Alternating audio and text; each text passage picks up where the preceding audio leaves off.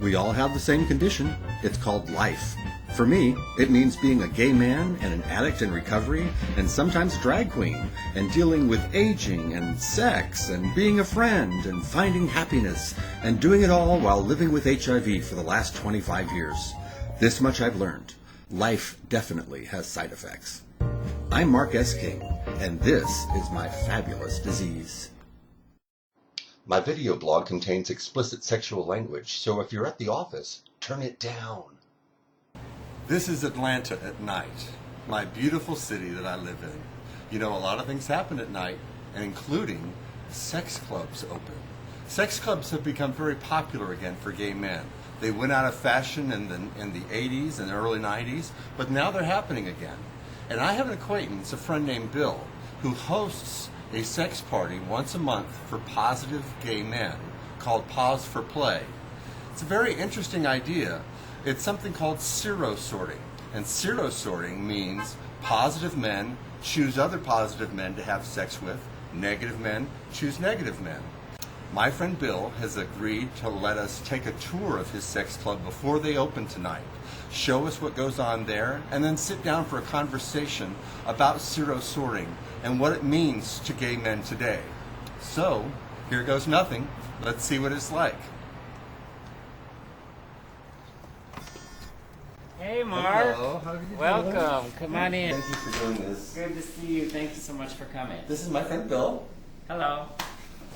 This is a nice space.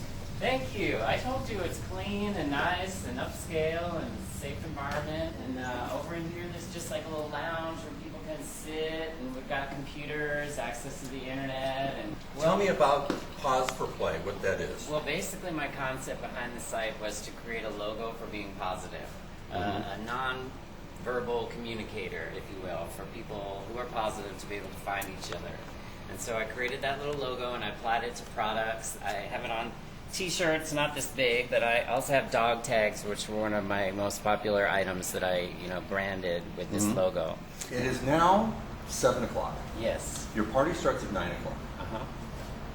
Are there going to be people having sex right here in this room? No. No, this area is basically just a lounge where people just meet one another, talk, have drinks. There's a whole back play area with private rooms and glory holes and places people can go that's Let's go back there. More conducive to playing. Let's see. Okay, so here's some lockers. Yeah. So basically, it's a little bit different from a bathhouse. People wear clothes here. Typically, they'll just wear their jeans and maybe take their shirt off and lock their stuff up in there and walk around. And some guys wear leather, they wear a harness. It's just total nudity is not allowed in the common areas. It's encouraged for them to go into the private rooms. That's what they're there for. We're trying to really elevate the whole experience for the gay man, that we don't have to be in a dungeon, we don't have to be in a toilet to have sex. We're trying to elevate the whole thing into a more pleasant experience. So it's extremely clean, very upscale, and I think a very positive environment. Cool, let's see some more. And back in here, there's a large labyrinth of private rooms that people can just walk into and play, and there's glory holes, and people can go in there and lock the door and have privacy and just play. It's a lot of fun. First of all, these are really nice floors. Yeah. This is a nice... How do you clean these at the end of the night? Well, we use a mop and some cleaner and some bleach, and we just kind of wet them, then we rinse out the mop, and then we dry them. Wow. So we remove the cum, sterilize, and then wipe it up again.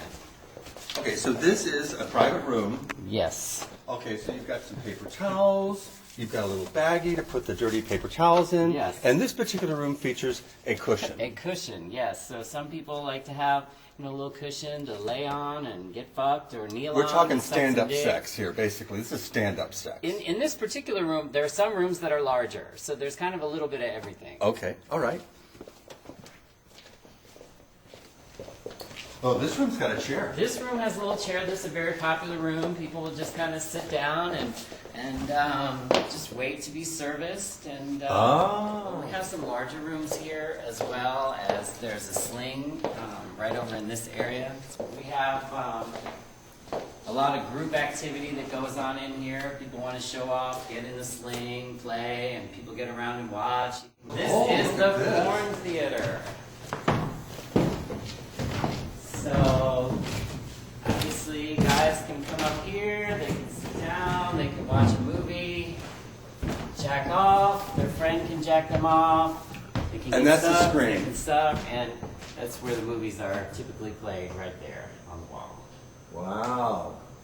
And of course the lighting here, you've been nice enough to turn up the lights. Yes. So that we can see what's going on. But obviously you have mood lighting Correct, for correct. your thing. Normally it's much darker in here, very, very dark. Let's go sit down and have a conversation. I want to know more about this Serosorting thing. All right. I'd like to find out about Serosorting. Tell me how you define it and how you got interested in it. Okay. I define serosorting as the practice of attempting to limit one's sexual partners to persons with the same HIV status as themselves. So that would be positive with positive and negative with negative.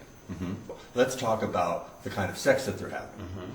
My assumption is at a pause sex party, based on my own experience, it's going to be unprotected sex. That there will be barebacking. I think people do both. I always provide condoms at my parties, simply because everybody is positive does not mean that I'm telling them to bareback. Right. I leave it up to them as consenting adults to decide to do whatever they want to do. People do bareback, and I think to deny that fact is to really bury our heads in the sand. Two positive guys getting together, whether they have protected sex or unprotected sex, no HIV negative person is going to become infected in that coupling. I believe that there's a third way to prevent the spread of HIV. There's the abstinence, condoms, and serosorting. Separating. It's voluntary segregation for disease eradication. That's my opinion. There are going to be safer sex advocates and epidemiologists and all sorts of CDC types that are going to say, wait a second, you're completely ignoring other STDs, other sexually transmitted diseases. What about gonorrhea? What about syphilis? What about reinfection? There are going to be those people who raise those concerns. How do you respond to that? My events are not barebacking events. My events are for HIV positive men to connect with one another. I provide condoms at my events. It's completely optional. Men can use the condoms, and there is information on other STDs and reinfection on my website, pauseforplay.com, where people can read up on that. These are not barebacking events. However, if two men are going to bareback, my opinion is, if it's a positive guy and a positive guy, this is harm reduction. If they're going to bareback, they might as well bareback one another. Otherwise, they could potentially infect new people. This is about not infecting negative people. And at the same time, providing support, interaction, great sex, and a lot of fun for HIV positive men. I've been very frank on my blog about being a drug addict in recovery from crystal meth. And so there are a lot of things that I can't do anymore. Being in this environment is something I really can't do anymore because I associate it so much with my drug use.